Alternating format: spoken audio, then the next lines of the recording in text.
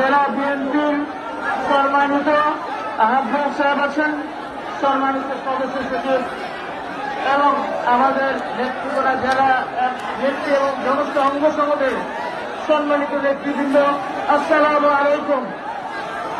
সেই সাথে আজকের জনসভায় উপস্থিত আমার প্রাণ প্রিয় ভাই এবং বোনেরা, সবাইকে জানাচ্ছি আমার অভিনন্দন এবং আসসালামু আলাইকুম।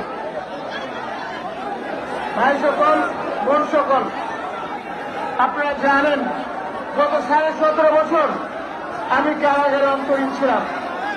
মিথ্যা মামলা, 2টা মিথ্যা মামলায় আমাকে 3টা মৃত্যুদণ্ড, 3টা যাবজ্জীবন দণ্ড, 20 বছর 10 বছর দণ্ড, এত সব দণ্ড দিয়ে আমাদের রেখেছিল।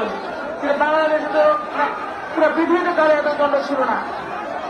আল্লাহর মেহরবানি সবার কাছে, সবার আগে আমি সেই জন্য আল্লাহ সুবহানাহু ওয়া তাআলার কাছে শুকরিয়া আদায় করছি যে আজকে আমি সুস্থ অবস্থায় আপনাদের কাছে আসতে পারছি এবং আপনাদের দোয়া, আপনাদের সহযোগিতা, আপনাদের কারণে আল্লাহ পাককে আপনাদের দোয়া কবুল করছে এবং আমি আজকে আপনাদের কাছে এসেছি। ভাই সকল, আপনারা জানেন ছাত্র জনতা বিপ্লবের কারণে, গণঅভ্যুত্থানের কারণে আজকে আমরা নতুন ভাবে স্বৈরাচারীকে উৎখাত করছি, দেশকে উৎখাত করেছি এবং এই সময়ে আমরা আমাদের নেতা বলেছেন তারেক রহমান সবার আগে বাংলাদেশ, সবার আগে, সবার আগে। অতীত আমি কখনো বাংলাদেশের স্বাধীনতা, সার্বভৌমত্ব এবং জনগণের স্বার্থের বিপক্ষে কোনো কাজ করতে দেয়নি বা করি নাই। ইনশাআল্লাহ ভবিষ্যতেও আপনাদের দোয়া আল্লাহ যদি রহমত করেন, বাংলাদেশের জনগণের স্বার্থ, স্বাধীনতা, সার্বভৌমত্ব কখনো আমি গ্রহণ করে দেব না ইনশাআল্লাহ তাআলা।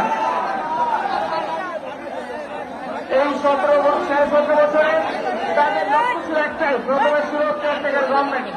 তারা চেয়েছিল -2 ফর্মুলা তারা বাস্তবায়ন করার জন্য আমাকে বিভিন্ন রকম মামলা দিয়েছিল। চেয়েছিল যাতে আমার দেশে কিছু কাজ করে আমাদের নেত্রী বেগম খালেদা তারেক রহমান করতে পারে।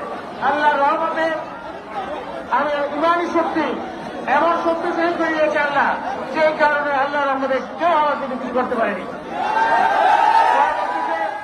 আওয়ামী লীগ সরকার এসছে, তারাও একই জিনিস করতে, আমার নেতা, আমার নেত্রী খালেদা এবং